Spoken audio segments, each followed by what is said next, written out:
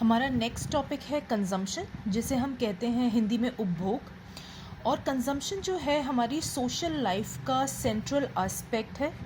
कैसे? क्योंकि आज जब हम किसी भी चीज़ को कंज्यूम करते हैं तो वो सिर्फ कंजम्पशन के लिए कंज्यूम नहीं कर रहे हैं, रादर उसका एक सिंबॉलिक पर्पस होता है। हम समाज में एज अ कंज्यूमर ये मैसेज पहुंचाना चाहते हैं कि हमारी आर्थिक स्थिति और हमारा सोशल स्टेटस कैसा है। तो उसके लिए हम जो भी चीज़ कंज्यूम करते हैं वो एक सिंबॉलिक तरीके से समाज में ये मैसेज पहुंचाती है कि हम किस इकोनॉमिक स्टेटस पे हैं, या हम किस किस इकोनॉमिक स्ट्राटा से बिलोंग करते हैं। फॉर एग्ज़ाम्पल, अगर मैं एक आईफोन ख़रीदती हूँ तो मैं अपने जो मेरी दिनचर्या की जो ज़रूरतें हैं वो नॉर्मल किसी भी मोबाइल फ़ोन से पूरी हो सकती हैं, लेकिन फिर भी मैं एक आईफोन ख़रीदती हूँ। क्यों? क्योंकि आईफोन का एक सिंबॉलिक पर्पस है जो फुलफ़िल हो रहा है। वो मेरा इकोनॉमिक स्टेटस दर्शाता है समाज में। वो एक मैसेज कन्वे करता है समाज को कि मैं समाज में मेरा क्या रुतबा है, मेरी क्या प्रतिभा है, या मैं किस दर्जे पे हूँ। तो कंजम्पशन जो है वो हमारा समाज में एक सिंबॉलिक मैसेज देता है। तो ये हमारे सोशल लाइफ की एक सेंट्रल ऑर्गेनाइजिंग प्रिंसिपल है कंजम्पशन। और ये हमारे कल्चरल प्रेफरेंसेस को, जो भी चीज़ें हम खरीदते या बेचते हैं उसमें हमारे कल्चरल प्रेफरेंसेस को दर्शाता है, ताकि हम समाज में ये दिखा सकें कि हम किस सोशल स्टेटस को बिलोंग करते हैं, और हम अपनी जो रोज़मर्रा की चीज़ें हैं उनको रिलेट करते हैं अपने सोशल स्टेटस से कंजम्पशन के द्वारा। ओके, नेक्स्ट टॉपिक पे हम बढ़ते हैं। नेक्स्ट पॉइंट है हमारा ग्लोबलाइजेशन, जिसे हिंदी में हम भूमंडलीकरण कहते हैं।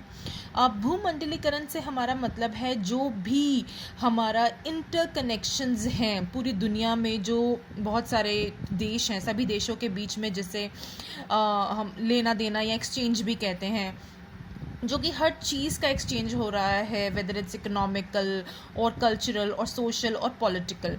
तो हम आज की समाज में देख सकते हैं कि हम हर चीज़ का आदान प्रदान कर रहे हैं। बहुत सारी ऐसी चीज़ें हैं जो हमारे देश से दूसरे देशों में पहुंच रही हैं, दूसरे देशों से हमारे देश में आ रही हैं।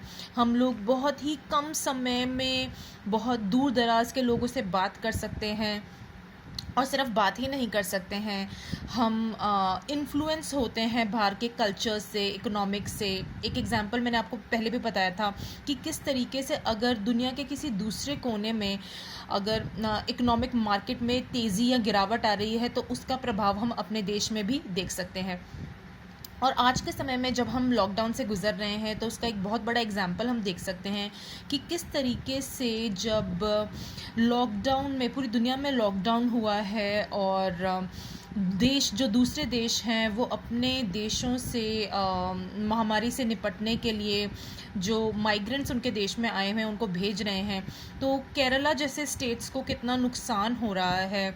और जब हमारे देश के लोग बाहर के देशों में जाके काम करते हैं तो किस तरीके से हमें फ़ायदा होता है रेमिटेंसेस के द्वारा, या और बहुत बड़े लेवल्स पे लोग कमाते हैं। अच्छा, तो ये एक वर्ल्ड वाइड फ्लो है। It has almost become a way of life, globalisation, जिसमें इंटरनेशनल इंटीग्रेशन बढ़ता हुआ हम देख सकते हैं। और बहुत सारी ऐसी चीज़ें हैं पूरी दुनिया के अंदर जो बहुत ही अलग अलग जगहों पे थी पहले, लेकिन अब एक सिंगल यूनिटी या आइडेंटिटी के अंदर हम उनको अब देख सकते हैं। तो this entire globe has become a small world thanks to globalisation. इसके बाद का हमारा टर्म है लिबरलाइजेशन, जिसको हिंदी में हम कहते हैं उदारवाद।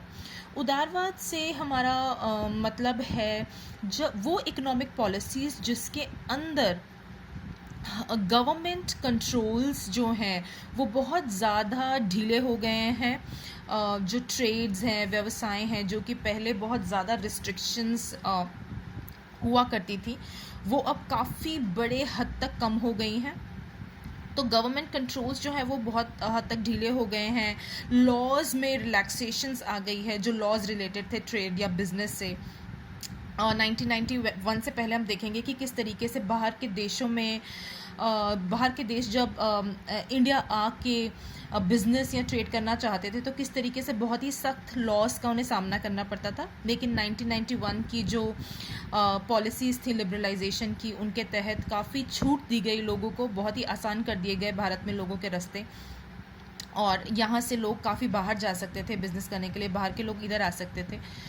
तो जो रिस्ट्रिक्शंस थी वो हटा दी गई थी काफ़ी बड़े लेवल पे, और जो इंटरनेशनल ट्रेड था, जो व्यवसाय था, वो बहुत आसान कर दिया गया था लोगों के लिए। तो इंडिया ने 1991 में जो है ये इकोनॉमिक पॉलिसीज़ अपनाई थी। लेकिन इन पॉलिसीज़ के फ़ायदे के साथ साथ जो लिबरलाइजेशन की जो पॉलिसीज़ थी उनके फ़ायदे के साथ साथ हमें बहुत नुकसान भी झेलना पड़ा है। कुछ नुकसानों को हम यहाँ पे एक बारी डिस्कस करेंगे। जैसे कि हमारे देश में जो अनऑर्गेनाइज सेक्टर है वो बहुत ज़्यादा बढ़ गया है थैंक्स टू लिबरलाइजेशन। कैसे, मैं समझाने की कोशिश करती हूँ आप लोगों को कि जब गवर्नमेंट ने बहुत बड़े लेवल पे प्राइवेटाइजेशन किया तो बहुत सारी ऐसी इंडस्ट्रीज़ या ऐसे कंपनीज़ जो पहले गवर्नमेंट के तहत आया करती थी वो सब प्राइवेट प्लेयर्स के हाथ में चली गई, और जो सरकारी नौकरियां थी वो कम हो गई, और जो प्राइवेट प्लेयर्स थे उन्होंने जिस तरीके से लोगों को रिक्रूट किया वो वैसा नहीं था जैसे गवर्नमेंट करती है। तो परमानेंट जॉब्स लोगों को मिलनी बंद हो गई, और साथ ही साथ जो परमानेंट जॉब्स के जो फ़ायदे होते हैं वो भी लोगों को नहीं मिले।